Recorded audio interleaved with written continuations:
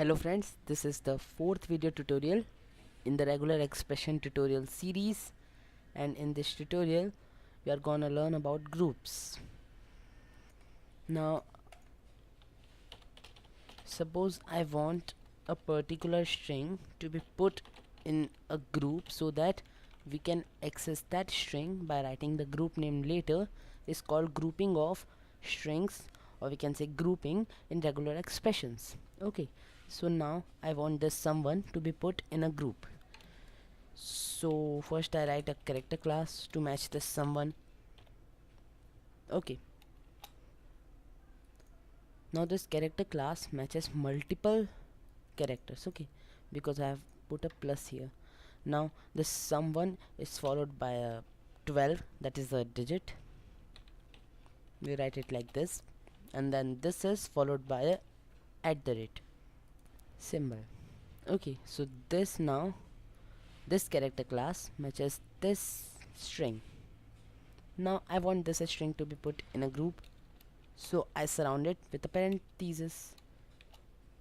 So now it has been put in another group, and remember the group which is created first is assigned the group number 1, and as we go on creating groups they will be assigned group numbers 2, 3, 4 and so on.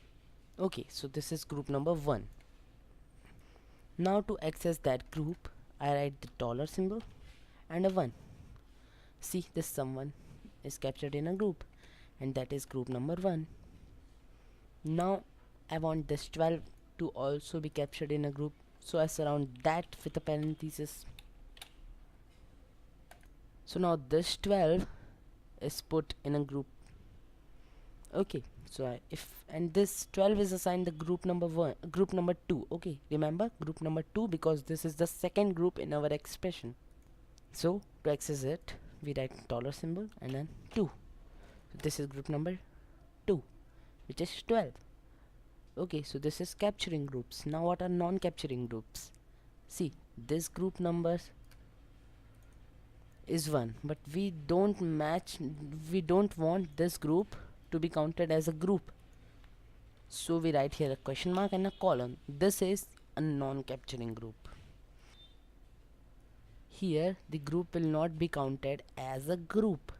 The group counting will start from here. Therefore this is group number 1 and this is no group. This is nothing. We write here group number 1, and you can see that 12 is shown in the list. So this is how we work with groups, and in our next tutorial we'll learn about references. Thank you.